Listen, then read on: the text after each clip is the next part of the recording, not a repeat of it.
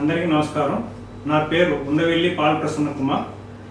నేను తుళ్ళూరు ప్రాథమిక ఆరోగ్య కేంద్రంలో క్షయ నివారణ కేంద్రం నందు ల్యాబ్ టెక్నీషియన్గా పనిచేస్తున్నాను. నేను ముఖ్యంగా స్వచ్ఛమైన కళ్ళే పట్టే విధానం గురించి మాట్లాడబోతున్నాను. ముందుగా టీబీ రెండు రకాలు.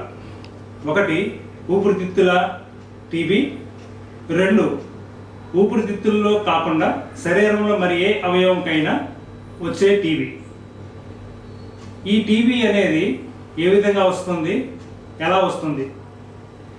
దగ్గడం, తుమ్మడం, ఉమ్మడం, ఈ మూడింటి ద్వారా నోటి నుంచి కానీ ముక్కు నుంచి కానీ తుంపర్లు బయటికి వెలువడి వాటి ద్వారా టీబీ క్రిమి కానీ బ్యాక్టీరియాలు కానీ గాలిలో వ్యాప్తి చెందుతాయి. ఈ వ్యాప్తి చెందిన గాలిని మనుషులు పీల్చుకోవడం వల్ల టీబీకి గురవుతారు. ఈ టీబీ వచ్చిందని మనం తెలుసుకోవడానికి కొన్ని లక్షణాలు ఉంటాయి.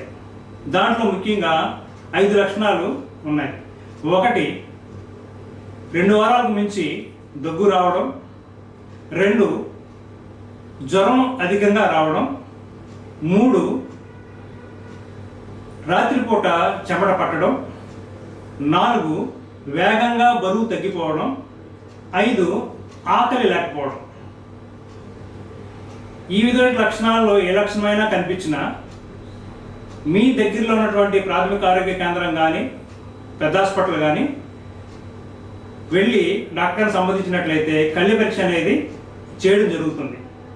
ఈ కళ్ళ పరీక్ష చేసే విధానంలో కళ్ళు ఏ విధంగా పట్టాలి, స్వచ్ఛమైన కళ్ళు ఏ విధంగా పట్టాలనే విషయాన్ని గురించి నేను మీకు అందరికీ వివరించబోతున్నా. మొట్టమొదటిగా నిద్ర లేవగానే వచ్చిన కళ్ళని పట్టడం అనేది ముఖ్యమైనది, సరైన పద్ధతి. ఎందుకన్నట్లయితే రాత్రి నిద్రపోయిన సమయంలో కళ్ళు అనేది ఉత్పత్తి అవుతూ ఉంటుంది. ఆ ఉత్పత్తి అయిన కళ్ళి ఉదయాన్నే మన నిద్ర లేచి లేవగానే నోట్లో గోరువెచ్చని నీళ్ళు పోసుకొని పుక్కిలించి బయట ఊసేసిన తర్వాత నిటారుగా నిలబడి కాలికి మధ్య ఒక అడుగు ఎడంగా పెట్టుకొని నడుము మీద చేతులు పెట్టుకొని గట్టిగా నడాన్ని గట్టిగా చేతులతో గట్టిగా నొక్కిపెట్టి ఈ విధంగా 45 డిగ్రీల వరకు, అంటే ఇలా కొంచెం వంగి ఉండాలి. 45 డిగ్రీల పొజిషన్లో ఇలా వంగి ఉండాలి. వంగిన తర్వాత తల బాగా పైకెత్తాలి. ఇలా ఎత్తిన తర్వాత నోరు బాగా తెరిచి, ఈ విధంగా నోరు బాగా తెరిచి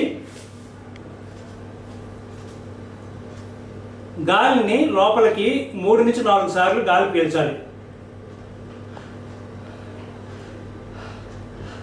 ఆ విధంగా పీల్చిన తర్వాత ఆ గాలి అంగిట్లోనికి వెళ్ళి దగ్గు రావడానికి ఆస్కారం ఏర్పడుతుంది. అప్పుడు దగ్గినప్పుడు ఈ విధంగా దగ్గితే మనకి స్పష్టమైన నాణ్యమైన కళ్ళు అనేది రావడం జరుగుతుంది. ఆ నాణ్యమైన కళ్ళని మాత్రం మీకు ఇవ్వబడినటువంటి కళ్ళు పట్టే డబ్బాలో కళ్ళని పట్టాలి. ఇంకొక విషయం ఏంటంటే ముక్కు నుంచి వచ్చేటువంటి పదార్థం కానీ ఉమ్ము కానీ తీగలాంటి జిగురు పదార్థం కానీ పట్టకూడదు. కేవలం చిక్కగా ఉన్నటువంటి కళ్ళని మాత్రమే మీకు ఇవ్వబడిన ఈ డబ్బాలో దగ్గిన తర్వాత వచ్చిన కళ్ళని ఈ డబ్బాలో పట్టవలను. పట్టిన తర్వాత డబ్బాను మూతను గట్టిగా బిగించి మీకు ఇవ్వబడినటువంటి పరీక్షా కేంద్రంలో వారికి అప్పగించవలను. ఈ విధంగా పట్టిన కళ్ళను పరీక్షించిన తర్వాత ఒకవేళ వ్యాధి ఉన్నట్లయితే ఆ వ్యాధిగా బయటగా